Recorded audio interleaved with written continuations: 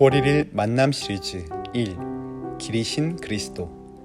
시대의 소망 563에서 565쪽. 예수께서는 내가 진실로 너희에게 이르노니 온 천하에 어디든지 이 복음이 전파되는 곳에는 이 여자의 행한 일도 말하여 저를 기념하리라고 선언하셨다. 장래를 내다보시면서 구주께서는 당신의 복음에 관하여 확실히 말씀하셨다. 이 일은 온 세상에 전파될 것이었다. 복음이 전파되는 어느 곳에서든지 마리아의 선물은 그 향기를 발할 것이며 그의 꾸밈 없는 행동을 통하여 심령들이 축복을 받을 것이다. 나라들은 일어나고 또 넘어질 것이며 군주들과 정복자들의 이름은 잊혀진 바 될 것이나 이 여인의 행동은 거룩한 역사의 페이지에서 영원히 없어지지 않을 것이다. 시간이 끝나는 날까지 그 깨어진 옥합은 타락한 인류에 대한 하나님의 큰 사랑의 이야기를 말해줄 것이다. 마리아의 행위는 유다가 취하려고 하는 행동과 현저한 대조를 이루었다. 비평의 종자를 떠들이고 제자들의 마음에 악한 생각을 일으키려고 한 자에게 예수께서는 얼마나 날카로운 교훈을 주실 수도 있으셨던가. 비난자가 얼마나 정당하게 비난을 받을 수밖에 없이 만드실 수 있으셨던가. 모든 마음의 동기를 아시고 모든 행동을 이해하시는 예수께서는 잔치에 참석한 사람들 앞에서 유다의 경험 가운데서 어두운 장면들을 공개하실 수도 있으셨다.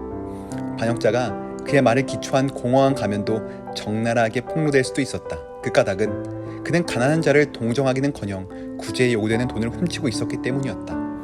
그가 과부와 고아와 고용인을 압박하기 위하여 그에 대하여 분노가 격파될 수도 있었을 것이다. 만일 그리스도께서 유다의 가면을 벗기셨었더라면 이것이 주를 배반한 이유로 주장되었을 것이었다. 그리고 도적이라는 책망을 받을지라도 유다는 제자들 가운데서 더욱 동정을 받게 될 것이었다. 구주께서는 그를 집착하지 않으셨다. 그와 같이 하여 그는 그에게 배반할 구실을 주지 않으셨다. 그러나 예수께서 유다에게 던지신 시선은 구주께서 그의 위선을 통찰하시고 천하고 비열한 성격을 아신다는 사실을 유다로 하여금 깨닫게 하였다. 그리고 매우 혹독하게 정죄받은 마리아의 행위를 칭찬하심으로 유다를 책망하셨다. 이 일 전에는 구주께서 결코 그를 직접 책망하신 일이 없으셨다. 이제 그 질책은 그의 마음에 사무쳤다. 그는 복수하기로 결심하였다. 만찬석을 떠나서 유다는 직접 대제사장의 궁궐에 들어가 그곳에서 회의가 소집되어 있는 것을 보고는 그들에게 예수를 넘겨주겠다고 제의하였다. 제사장들은 크게 기뻐하였다. 이 이스라엘의 지도자들에게 돈도 없고 값도 없이 그리스도를 구주로 받아들일 기회가 제공되었었다. 그러나 그들은 사랑으로 강권하는 가장 부드러운 정신으로 그들에게 제공된 귀중한 선물을 거절하였다. 그들은 금보다 더욱 귀중한 구원을 받아들이기를 거절하고 저희 주를 은 30에 샀다. 유다는 그의 품성의 모든 아름다운 특성이 탐욕에 압도당하기까지 탐욕을 품어왔었다. 그는 예수께 드리는 헌물들을 탐내었다. 유다의 마음은 구주께서 세상 군주들에게나 적당한 선물을 받으시자 질투심에 불탔다. 그러므로 그 향유의 값보다도 훨씬 적은 금액에 그는 그의 주님을 판 것이다. 제자들은 유다와 같지 않았다. 그들은 구주를 사랑하였다. 그러나 그들은 예수의 고결한 품성을 올바르게 이해하지 않았다. 만일 제자들이 예수께서 그들을 위하여 행하신 일을 깨달았다면 저들이 예수께 바쳐진 어떤 것도 낭비된 것이 아니라는 느낌을 가졌을 것이다. 예수에 대하여 별로 아는 것이 없었던 동방의 박사들은 예수께서 마땅히 받으셔야 할 영예에 대하여 참된 평가를 하였다. 박사들은 구주께 귀중한 선물을 가지고 와서 구유에 누운 아기에 불과한 예수 앞에서 경의를 표하여 경배하였다. 그리스도께서는 마음에서 우러나오는 공손한 행동을 가치 있게 여기신다. 누구든지 예수에게 하늘의 공손으로서 후의를 베풀었을 때 그는 그 행위자에게 축복하셨다. 예수께서는 어린아이의 손으로 꺾은 지극히 보잘것없는 꽃이라도 사랑으로 그에게 드려졌을 때에는 거절하지 않으셨다. 그는 어린이들의 선물을 받으시고 준 아이들을 축복하시며 저희 이름을 생명책에 기록하셨다. 성경에는 예수께 기름 부은 마리아를 다른 마리아들과 구별해서 말하였다. 예수를 위한 사랑과 존경의 행동은 그를 하나님의 아들로 믿는 신앙의 증거이다. 성령께서는 그리스도께 대한 여인의 충성의 증거를 이렇게 언급하신다. 성도들의 발을 씻기며 혹은 환난당한 자들을 구제하며 혹은 모든 선한 일을 쫓는 자라. 디모데전서 5장 10절. 주의 뜻을 행하려는 마리아의 열렬한 소원을 그리스도께서는 기뻐하셨다. 예수께서는 제자들이 깨닫지 못했고 깨달으려고도 하지 않는 그 순결한 사랑의 제물을 받으셨다. 마리아가 주님께 이러한 봉사를 드리려던 갈망은 세상에 있는 어떤 귀중한 향료보다도 그리스도께 값진 것이었다. 그 까닭은 이것이 세상의 구주에 대한 그의 바른 평가를 표시했기 때문이다. 그 여자를 강권한 것은 그리스도의 사랑이었다. 비할 데 없이 탁월한 그리스도의 품성이 그 여자의 심령에 충만하였다.